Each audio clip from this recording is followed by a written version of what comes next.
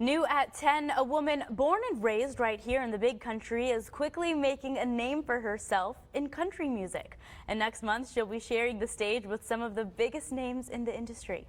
Around town with the new year comes new management and operation for the Abilene Animal Shelter and animal control in the city. Luke Sweetser has been found guilty of murder. The jury came back with that verdict about an hour ago. KTXS anchor Will Jensen was in the courtroom when that verdict came down. Will, what was it like in the courtroom when that verdict was read? The question so often is, why does he or she stay in a relationship where they're being hurt? Well, Werner says the question needs to be, why are people hurting others? Many women across the nation wonder what this means for them. Those who are anti-abortion are celebrating, while pro-abortion rights advocates worry about the future.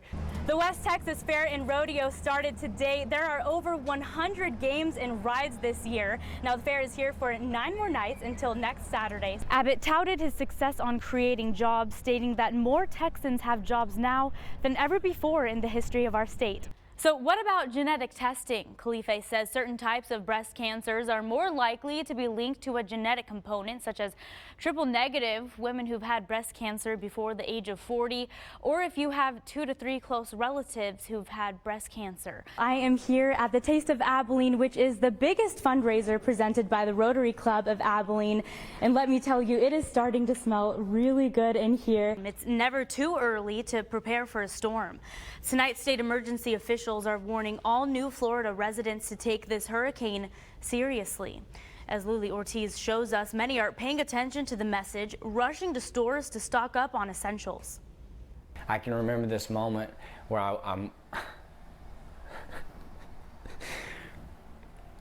where I wake up and I just see ambulances and medical personnel and my mom, and for a whole minute I thought I was in heaven. Casey Waits, a recovering addict, says when addiction grabs you, it grabs you with both hands and doesn't let go. I was laying in a 4-lane highway and someone had stopped and pulled me out of the highway. That was Waits' darkest moment. But it wasn't until he went to jail that he decided it was time to turn his life around. My mom called me on the phone and told me about the Men of Nehemiah. And that is when I said to myself, okay, there is someone out there who wants to help me. Luckily, I found freedom now. The Men of Nehemiah is a faith-based nonprofit organization recovery program. Lee Morris is the founder of the Men of Nehemiah Abilene and a recovering addict himself. He has a drive to help men recover just like he did. The passion is just one more man that may find freedom in Christ from the hell of addiction.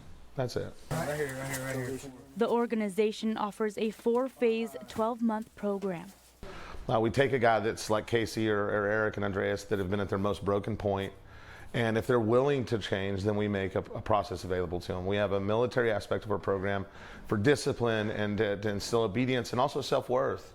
The solution is in recovery, and Morris says that comes with people being willing to help. If you can find a solution to that problem, you would change this community, this city, this state, and this country. Helping one man recover at a time. Since I've been in this program, I've been here 6 weeks, and my dad told me the other day that I was allowed back at his home. The Men of Nehemiah is rebuilding lives and saving men just like Waits. A young boy turned a hero. A 7-year-old in Abilene saved his sister's life after realizing she had a seizure. His bravery and what he did to help her. Here's his story. July 27th. That's the day Haley Bumbird had a seizure after 7 months without one. It happened a couple times. It started in October of last year. Pseudo-seizures are what Haley suffers from. She says they're caused by PTSD, trauma, and stress. Tyler McClay, who is almost 8 years old, was playing video games when He was just laying down on the floor. Did you hear something? Yeah. I heard 2 chairs fell down. his older sister had another seizure. How were you feeling in that moment? Scared. It was only Tyler and his sister at home. And then what happened? Did your mom and dad tell you? Call 911. Yes. Tyler doesn't have a phone.